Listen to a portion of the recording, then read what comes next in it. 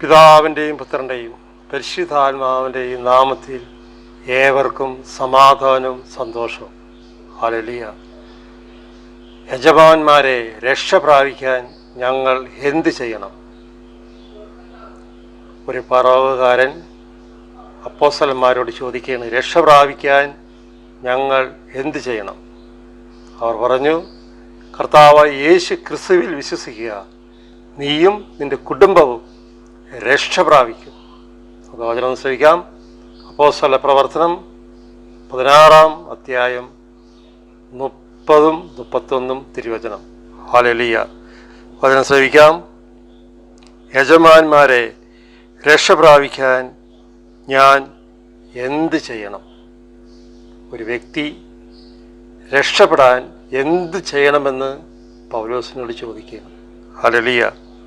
അവർ പറഞ്ഞു, 31-ാം വാക്യം, അവർ പറഞ്ഞു, കർത്താവായി യേശുവിൽ വിശ്വസിക്കുക, നീയും നിന്റെ കുടുംബവും രക്ഷ പ്രാപിക്കും. ഈ വചനം നമ്മുടെ ഹൃദയത്തിലും കുടുംബത്തിലും സ്വീകരിക്കാം. ആത്മാവിൽ നാവിൽ അഗ്നിയാകുവാൻ വേണ്ടി ദൈവമായ കർത്താവിനോട് പ്രാർത്ഥിക്കുക. കർത്താവായ ദൈവമേ, എൻ്റെ മക്കൾ, എൻ്റെ ഭർത്താവ്, എൻ്റെ ഭാര്യ രക്ഷ പ്രാപിക്കാൻ ഞാൻ എന്ത് ചെയ്യണം? യേശു പറയും, എന്നിൽ വിശ്വസിക്കുക, എന്നിൽ വിശ്വസിച്ച് നീ പ്രാർത്ഥിക്കുക, നീയും നിന്റെ കുടുംബവും രക്ഷ പ്രാപിക്കും. ഇത് യേശുനാഥൻ്റെ വചനമാണ്.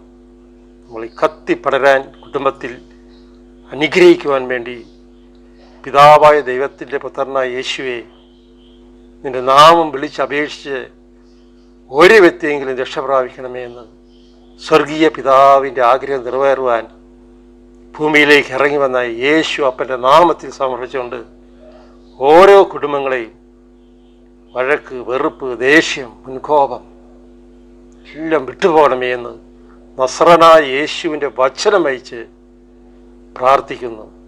പിതാവിൻ്റെയും പുത്രൻ്റെയും പരിശുദ്ധാത്മാവിൻ്റെയും നാമത്തിൽ കുരിശടയാളത്തിൽ മുദ്ര ചെയ്ത് പ്രാർത്ഥിക്കുന്നത്. യേശുവേ നന്ദി, യേശുവേ ആരാധന. Ave Maria.